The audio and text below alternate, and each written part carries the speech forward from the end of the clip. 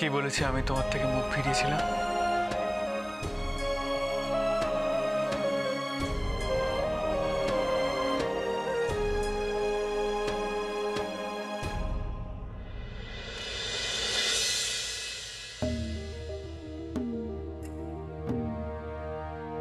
এসব কার?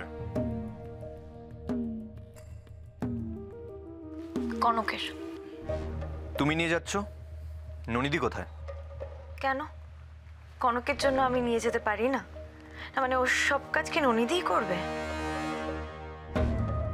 আশা করি এই সামান্য ব্যাপারটা নিয়ে তুমি আমাকে সন্দেহ করবে না। অবশ্য করতেই পারো। আজকাল আমার কোনো কিছুই তো তোমার ভালো লাগে না, সবটাই খারাপ। না, যে কাজটা কোনোদিনও তোমাকে করতে দেখিনি সেটা যদি হঠাৎ করে করতে দেখি তাহলে তো একটু খটকা লাগবেই, তাই না? অভ্র, কনক আমার বোন। ননিদি বা অন্যান্য কারোর থেকে বেটার কেয়ার আমি ওর নিতে পারি। আর হ্যাঁ, করি না দেখে পারি না, প্লিজ সেটা ভাববার কোনো কারণ নেই। এনিওয়ে, আমি এখন আসছি।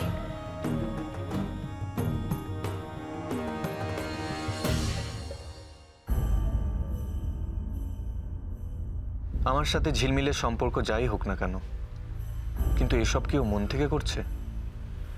মা মেয়ে দুজনেই এতটা পাল্টে গেল হঠাৎ করে? এটা তো কেমন যেন স্বপ্ন বলে মনে হচ্ছে। এসব কি সত্যি নাকি অভিনয়? যাই হোক, এত কেন ভাবছি আমি? ছোট মা এলে এ বাড়ি থেকে আমি চলে যাব। দিদিভাই, তুমি কেন নিয়ে এলে সব? কেন? আমি আমার বোনের জন্য এতটুকু করতে পারি না বুঝি? হ্যাঁ না, আসলে আমার দেরি হয়ে গেছে তো। বুঝেছি। কি? এই যে দাদাভাই কালকে রাত্রিবেলা অনেকক্ষণ তোকে জাগিয়ে রেখেছে, ঘুমোতে দেয়নি। দিদি ভাই, তুমি কি এড়িয়ে গেলি তো? না না না না না, এড়িয়ে গেলে কিন্তু চলবে না কনক। আমাকে জানতেই হবে যে দাদাভাইয়ের মান অভিমান সবকিছু মিটেছে কিনা। কি রে, মিটেছে? হ্যাঁ হ্যাঁ, আমি জানতাম সব মিটে যাবে। এবার তো আমার রিটার্ন গিফট চাওয়ার পালা।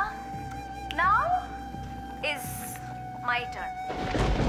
হ্যাঁ দিদিভাই, বলো না কি করতে হবে আমাকে?